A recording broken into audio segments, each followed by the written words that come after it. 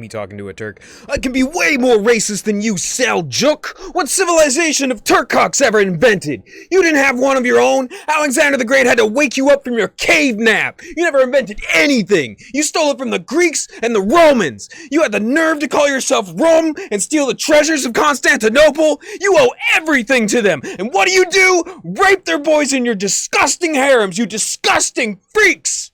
Vlad the Impaler only existed because you raped him, you hairy, disgusting freak. Your Hungarian cousins are better than you in every way. You're nothing. Ataturk killed Armenian men, women, and children. Also, you could have a hair plug clinic. You're nothing like the noble Mongols. They pushed your corrupt, decadent asses out of Central Asia. You're pathetic wannabes. So, you coming over at 9 for some Halo? No song today, I'm sorry, but that's good enough for a warm-up. I'm pretty warmed up. I'm pretty pumped up. How about you? Looking into my new microphones, though, I'm not exactly sure. You know, this picks up voice good, but not music. But I'm not a music channel. There are other things the money could go to. I'm thinking... I don't know what to do yet. Still thinking about season 2. Still thinking about rearranging a bunch of stuff. Still thinking about upping the quality. Still thinking about lowering the lack of quality when it comes to picking up AC units and getting like I have resources I could utilize if I just shifted everything around, you know. And I'm that's what I'm planning on doing for season 2. And then maybe season 3 rolls around, another half a year rolls around, then I'll consider getting a new microphone. Maybe. We'll see. Did you know that I'm ambidextrous? I think it's because my mom is left-handed and my dad is right-handed. Irish people tend to have the highest tendency towards left-handedness in the entire Western superculture. It's pretty cool. I'm not exactly sure what has caused that, but I think it has a lot to do with the fact that, indeed, a lot of cultures in Europe have been Germanized or Romanized.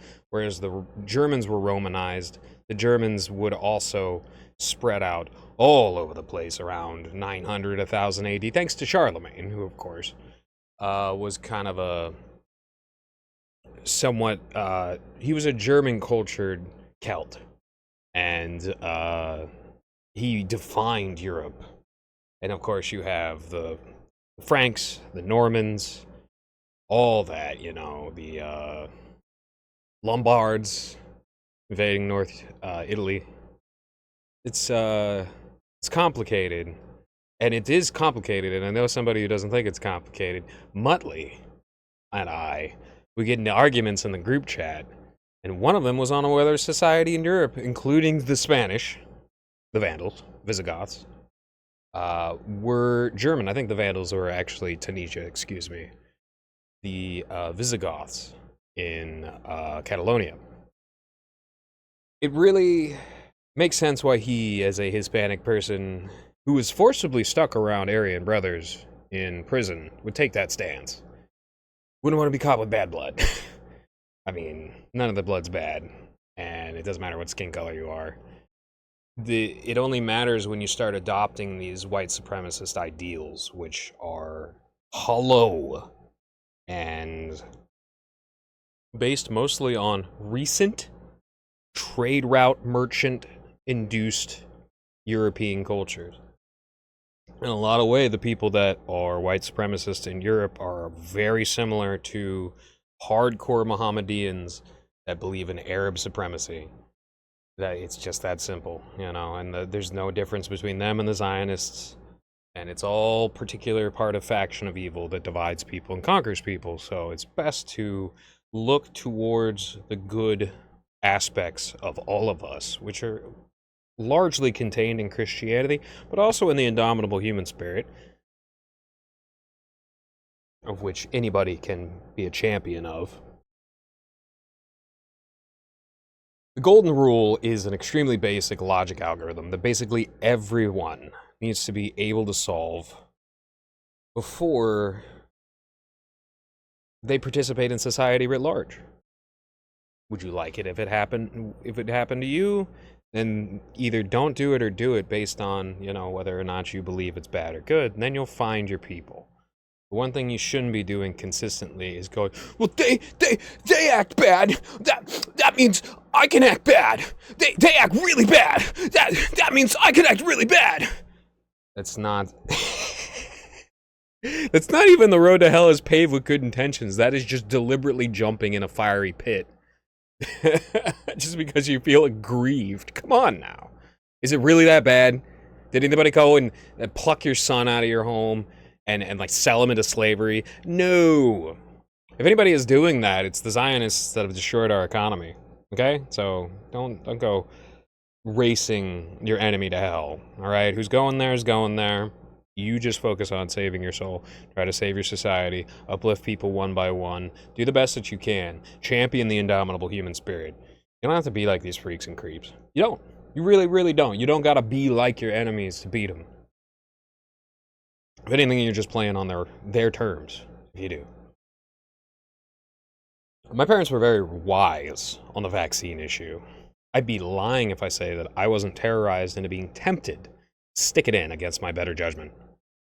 But I also had the recent memory at the time of an HPV vaccination where it hurt so badly and it made me so sick and dizzy that I couldn't, legitimately, swimming, feeling awful, not just shocked from pain, it was painful, but feeling just awful that I couldn't drive for 30 minutes afterwards.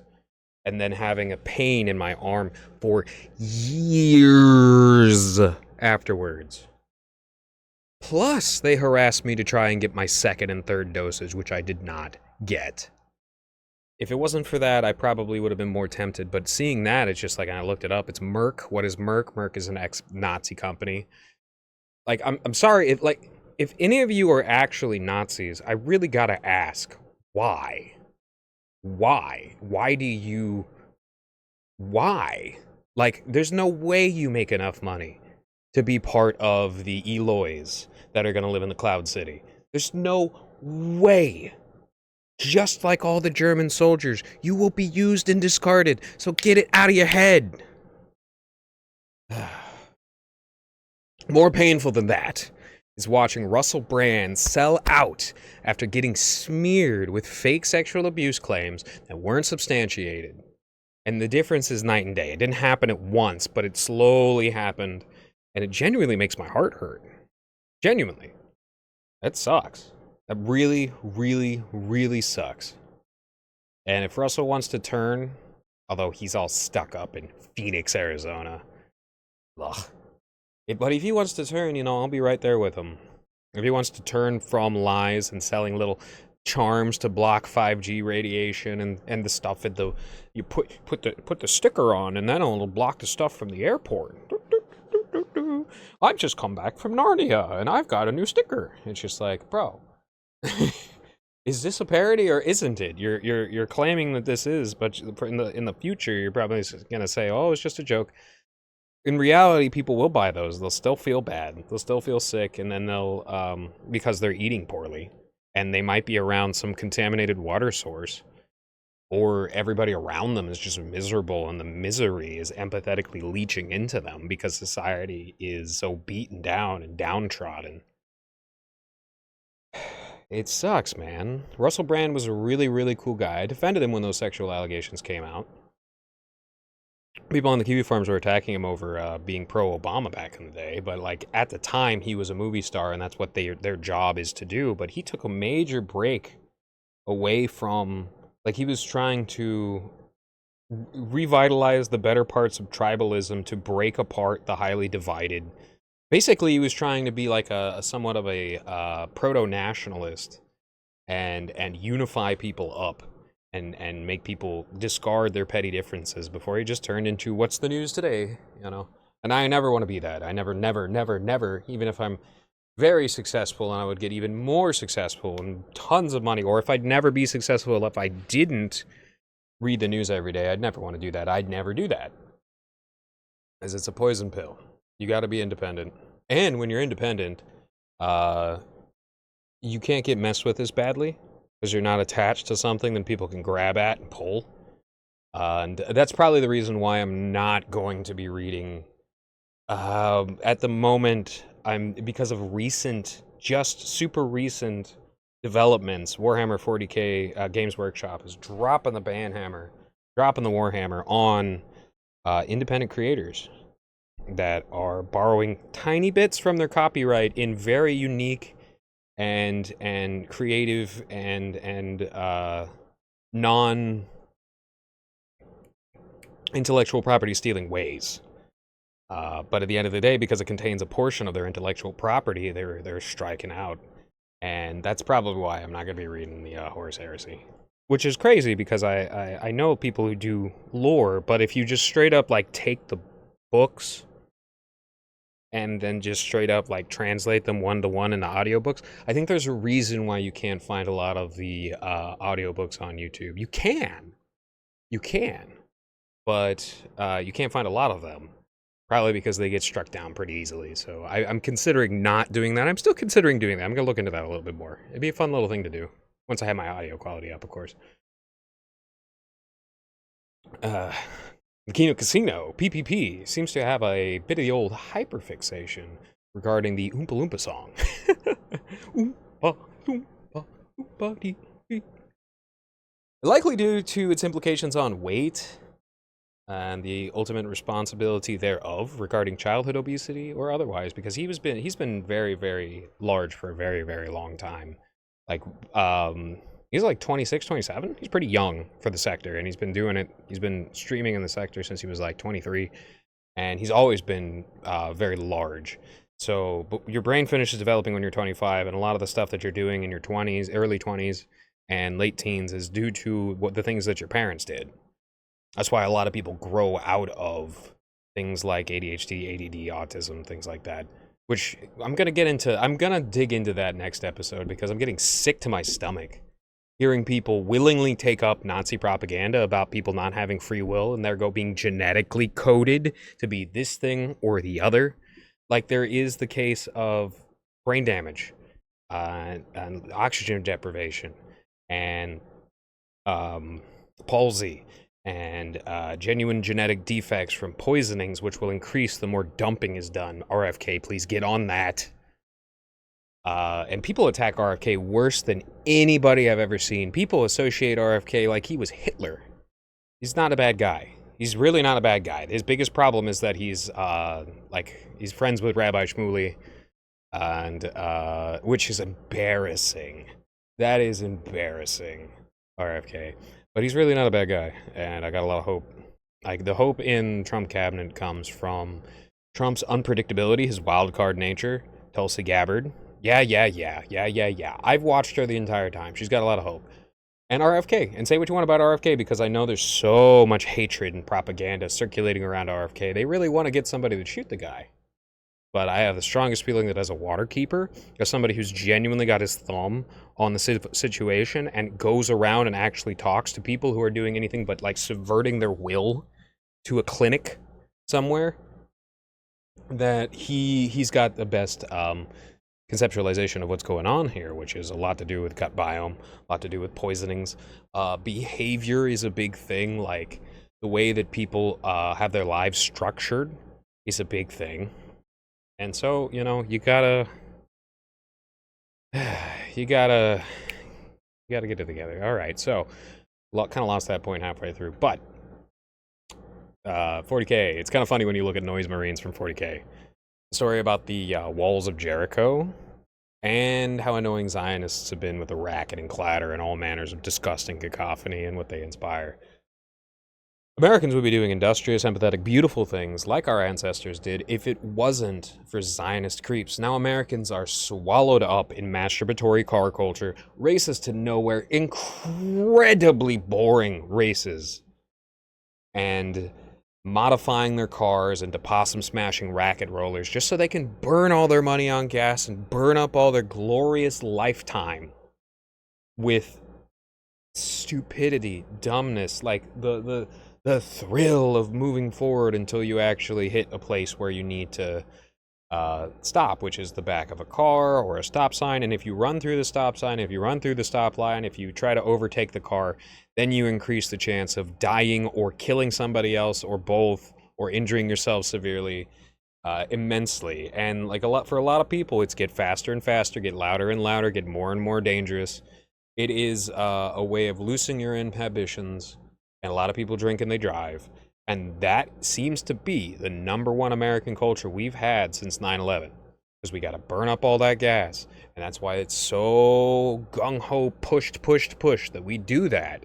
Is so that we can burn up the gas that we don't need to be burning, that we instead need to be saving, leave it in the ground until it's needed, use it as it's needed, use it in construction equipment, don't just use it in destruction equipment, pour slag over it so you can park your gigantic car on it and leave it be as if there couldn't be beautiful things there. Our ancestors are weeping. They just straight up are. And Nazis are a lot of the people that started this disgusting culture of making super loud vehicles. They're the ones that started a lot of this. And they would use their super loud vehicles to terrorize civilians in a psychological war against them. Not like they had the ability. They did not have the given right to surrender, but they did it anyways.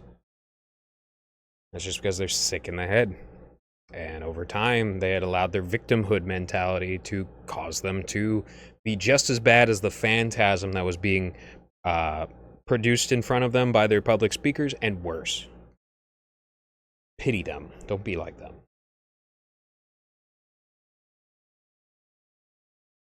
The people that have gotten swallowed up in that culture gladly. Some of the mechanics that scam people left and right. Some of the most ugly, stupid, and annoying freaks outside of the Zionists themselves,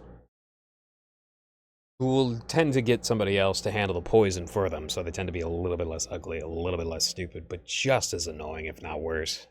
And I think it's super fun that Warhammer 40k pinned the Phoenicians, the Phoenicians, the ancient Israelite culture, to the hedonic, self-worshipping, hedonism-worshipping, sex-obsessed, pushing it to the extreme limits that everybody else says, the biggest rapists in the entire universe.